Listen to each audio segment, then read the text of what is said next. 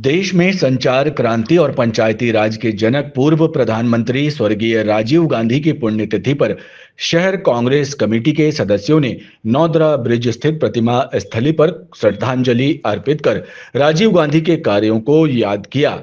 श्रद्धांजलि कार्यक्रम के दौरान शहर अध्यक्ष सौरभ शर्मा, कांग्रेस सेवा दल के शहर अध्यक्ष सहित महिला कांग्रेस की सदस्य मौजूद रहीं।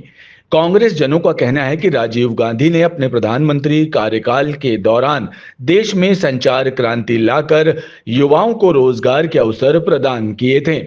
वहीं त्रिस्तरीय पंचायती राज के माध्यम से ग्रामीण क्षेत्रों के विकास को लेकर सरपंच, पंच, पंचायत अध्यक्ष सहित जिला पंचायत अध्यक्ष के चुनाव प्रक्रिया शुरू कराई गई थी। उस समय देश के विपक्षी दलों द्वारा संचार क्रांति का विरोध किया गया था, लेकिन आज देश विदेश में युवा संचार क्रांति का लाभ उठाकर अपनी सेवाएं दे रहे हैं। देश को नई दिशा देने वाले प्रधानमंत्री राजीव गांधी की पुण्यतिथि पर श्रद्धांजलि अर्पित करने के साथ ही राजीव गांधी के जीवन पर संगोष्ठी सहित अन्य कार्यक्रम भी आयोजित किए गए हैं। इसके महान सपूत और पूर्व प्रधानमंत्री श्री राजीव गांधी जी की आज पुण्यतिथि पर परंपरा अनुसार प्रतिवर्ष शहर जिला कांग्रेस कमेटी के तत्वाधान में यहाँ पर श्रद्धांजलि संगोष्ठी और पुष्पांजलि होती है।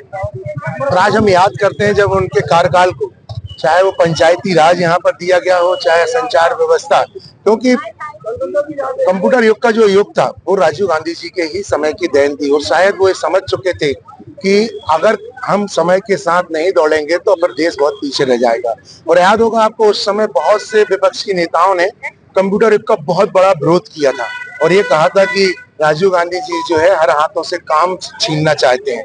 जबकि आज देखें कि अगर आज की पढ़ी लिखी जनरेशन में, नई पीढ़ी में जो काम है और वो उसी कंप्यूटर युग की और संचार क्रांति की देन है, जिसके कारण आज भारत के बहुत से युवा बच्चे हमारे विदेशों में अपनी सेवाएं दे रहे हैं। और विदेशों के तो अगर वो सेवाएं ना दे तो उनकी भी व्यवस्था अस्त व्यस्त हो सकती है। ये मुझे गर्व की बात है अपने नेता पर। वर्तमान परिस्थितियों में ये जरूर कहना चाहूंगा कि जिससे ये देश चल रहा है, हमारी जो शक्तियां हैं, कहीं सेना का अपमान किया जा रहा है किसी नेता के द्वारा, और उसके बाद अगर हाई कोर्ट, सुप्रीम कोर्ट जैसे कोई संज्ञान लिया जाता है, उसके बाद सरकार मौन बैठी है, इसका मतलब ये है कि अब ये सरकार जो है प्रजातांत्रिक नहीं है, बल्कि ये हठधर्मिता की मनमानी और हिटलरशाही जैसा लोग कहते आए हैं वो सरकार चल रही है। कभी हिटलरशाही सरकार को तो हम लोगों ने नहीं देखा है, पर वर्तमान में हम उस विचारधारा को महसूस कर सकते हैं। अगर ऐसी स्थितियां रही तो ये देश गलत रास्ते पर जा रहा है, अराजकता की ओर जा रहा है। मेरा आपके माध्यम से सारे देशवासियों से आग्रह है कि आइए और ऐसी परिस्थितियों में मुखर होकर अपनी बात को कीजिए और देश को बचाने की कोशिश कीजिए, विचारधारा से लड़ने की कोशिश कीजिए। जय हिंद। मैं राजीव जी के चरणों में नमन, प्रणाम।